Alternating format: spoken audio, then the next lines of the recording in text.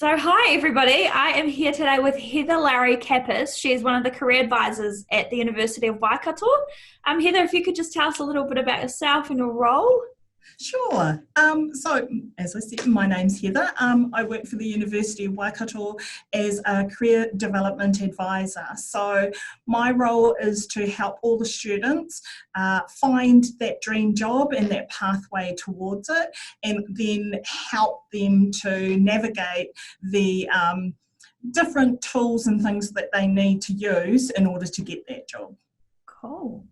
So what else does the career development services offer? Like you mentioned the dream job of these soon-to-be graduates, but there must be more to what you and your team do. Oh, yeah, it's a pretty broad scope. So we do all the career pathway, the career planning, the career counselling side of things, and you can have one-on-one appointments with a careers advisor, or you can come to a drop-in for 15 minutes and just have a quick chat about what you're thinking. Maybe you hate your papers, maybe you are thinking, hey, what I was thinking before isn't going to work for me now, all those kind of conversations are had with us, and then it moves on into some of the more practical tools that you need to help you. So it's about the planning, like, you know, what kind of volunteering you might be doing, what kind of things that you might get involved in, what internship program would be better for you, all that kind of stuff, as well as maybe thinking about which part-time jobs are going to offer you the most skills and the most benefits moving forward. And then it goes on to all the tools you need. So CV development, cover letters, applications, scholarship applications, LinkedIn profiles, prepping for your interviews, and just kind of thinking about your whole self as a brand and how you're going to put yourself out into market. We also go over networking, because of course that's just a paramount skill you need to develop your career, and also that kind of future planning. So for a lot of people, they have a long-term plan and then a short-term plan. So we're kind of often working on the short term, but we're also looking at the long view for you and helping you to kind of figure out what's the best path for that. So it's quite involved. Yeah. So our department is kind of broken into a couple of spaces. We have a couple of advisors who do the job that I do, and do a lot of that counselling and then the tool stuff. But we also have the Employability Plus program. So that's a volunteering program, and it's about getting you involved in the community volunteering, but also volunteering on campus, called University Participation, and also doing workshops and other things to develop you along the way. So it's kind of all broad. Yeah. We're also the department that does the employer visits and the expos, and we do virtual stuff all the time as well. That's so holistic. I just love, you can imagine like a first year coming in and literally you'll handhold them right through to the end and out again. Yeah. And then sometimes back in again. Yeah, of course. When they do their postgraduate study. Yeah, for sure. Obviously, we've had a big shift in workplaces recently with the COVID pandemic. Have you had any indications of what the job market might be like for recent or new graduates? I think that one of the things that possibly has been happening is we're hearing a lot of doom and gloom in the media, and so it's making a lot of the students and other people quite panicked and a little bit concerned. But what we're seeing is that the jobs are still coming through, and graduates are still getting jobs, and they're getting jobs in the middle of COVID and are starting in the middle of COVID. But what I think it has done, which I'm really happy about, is made people aware that they actually need to be working on their career. That just doing your degree isn't enough to make you employable. And so, in a way, I quite like what's happened, because it's made people just open their eyes to the fact that you can't just put your head down in the sand and finish your degree and think, okay, then somebody will pass me a job.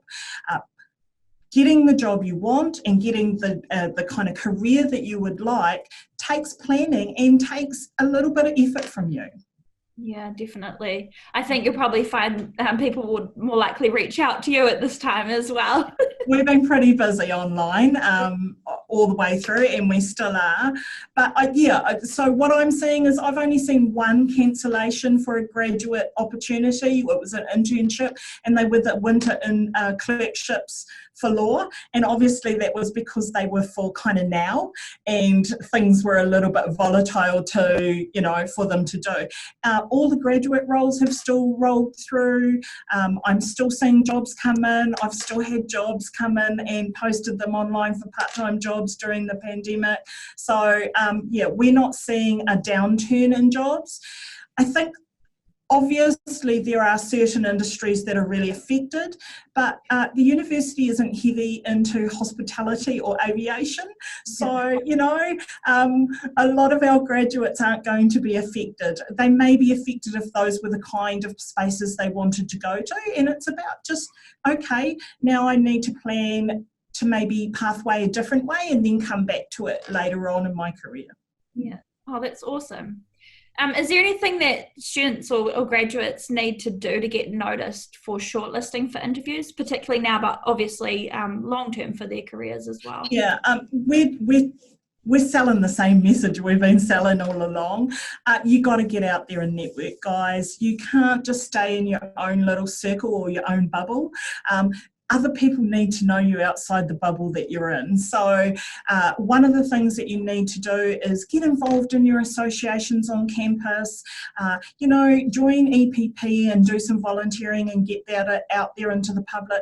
Do your internships. Think about part-time work and even work experience or job shadowing and things like that. Go online and do all the free webinars that are on at the moment and engage with virtual things online where you get to talk to employers and things like that. All those things get you noticed, and they help to disrupt that channel of just applying online when nobody knows you. Because if you're a graduate that I've met even once, you have a much more likely of being able to get to an interview than somebody I've never met. New Zealanders are relational. We like to meet the people we employ. Yeah, definitely. I think in my experience, networking and relationships have, gotten me far. So I absolutely hear what you're saying. And I know of a lot of students that have done that really well. So great advice. But always the most successful students are the ones that just get out there and a little bit outside their comfort zone. But, it doesn't take long to get to know quite a few people and for them to know you, and then, you're on your way. Yeah, no, that's awesome. Do you think that post-COVID, the actual workplace will look quite different? I do. I think that one of the things that, soft skills I think have become and I hate the word soft skills, I'm going to say essential skills, okay? So those people skills, the idea of being resilient, being able to adapt, good communication, being motivated, all those have become much more important, because when you're working from home or remotely, those kind of things are the things you rely on, the internal.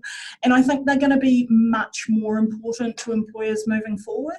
I also think you just have to you have to get comfortable with things like Zoom and with, meetups and things like that online. And, I'm going to say to students, turn on your cameras. Right? Because if I can see your face when I'm in a meeting, I'm way more going to engage with you, but also I'm going to remember your face when you apply for that job. Yeah, definitely. I have seen a lot of cameras turned off recently, and it is hard because you do rely on those little cues that you get from facial expressions or body language.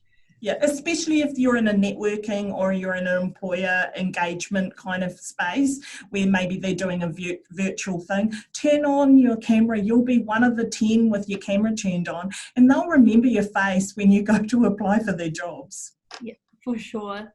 Is there anything that you think graduates need to do to secure a job at the moment? I think it is about having and being able to demonstrate those soft skills as well as your technical skills from your studies. So I think it is about having experiences and thinking about how you can demonstrate those in the different spaces that you need to on your CV, when you're writing your cover letter. I think it's also about having a really good digital brand. So for those students who haven't yet got onto LinkedIn, now's the time to start to develop your profile and make it a strong profile, and get some pictures in there. And remember, it is social media, so you also want to kind of engage with some of the stuff online, put up pictures, make comments, get involved in some of the groups as well. So it's not enough just to have the profile, you actually have to engage a little bit.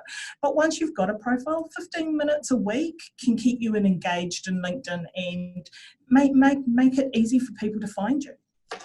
Yeah, that's awesome. It's definitely gone a long way since a static CV, hasn't it? Definitely. And this is your online kind of digital brand forever. And because of the LinkedIn algorithms, it's always going to be the first thing that turns up when I Google search you. And I'm going to Google search you if I'm an employer. So you might as well make sure that there's a brand there that you created for them so that they can see how fabulous you are. Probably safer than an Instagram profile coming up, isn't it? Perhaps. And clean up your Instagram. Yeah.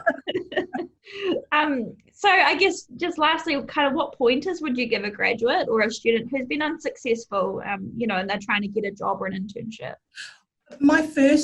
The first thing I always ask a student is, at what point are they being unsuccessful? So if they're putting in their applications and they're not getting any further than that, then we need to maybe engage with us, and we need to look and review your cover letter and your CV. If you're getting to the next round and you're falling over at the phone interview, then we need to look at your phone interview skills and practice there. If you're falling over at the psychometric test, then that's the bit, so it's at what stage are you falling over, and let's make an appointment with somebody on My Career. I can see it behind me, through support on your homepage when you log into the university, and talk to an advisor, and I'm sure that we'll be able to help you. We've often help people who've been unsuccessful, maybe even 40 applications, and then we've reworked things, and then they've got through to the end and got the offer.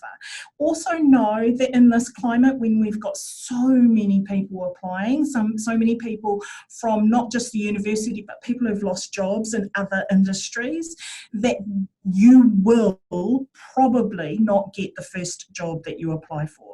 But be resilient. It's not about the fact that there's something wrong with you. It's just the fact that you are going to be competing in a market where there's just more people in the market. So be resilient, keep going, put in good applications, and you will be successful, as always. That's awesome. And I know that your service extends beyond just your time at university as well. You work with alumni? Yes, we work with an alumni up to 2 years. So in terms of, if you're thinking, oh, I've finished and I can't use the service, yes, you can. And also, for those first couple of years out after you walk across the stage and get capped, you are able to use the service. So it's just a slightly different login. You'll probably have to do it, apply for it and be accepted, just to say you're an alumni, and then you go through and you can use all the same services. Fantastic. I'm sure there's a lot of people that will be coming towards you now after hearing that. Well, we're really always busy. Yeah. And I'm sure you've always got time as well. I know that you're really passionate about our graduates and, seeing them succeed post-university. Yes, I think that's one of the things that's great about our team, is we're all passionate about that. We're all passionate about the University of Waikato. Most of us are alumni as well, but also we know that, it's not easy. It's never been easy to take that first step out and transition into a new role. But, we've learned all the things that you need to do to be able to do that. And so we can help you. We can work out what's not working and then move you forward so that you can, work towards that dream job. Yeah, that's really awesome. Sounds like something I probably should have done when I was studying, but anyway, lucky I'm in your team. I know that you have great networks. So you were fine. That's fantastic. Thank you so much for your time today, Heather.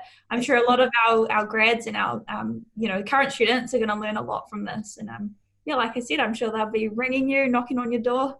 Yeah. Well, actually, you have to go to My Career. Right, there we go.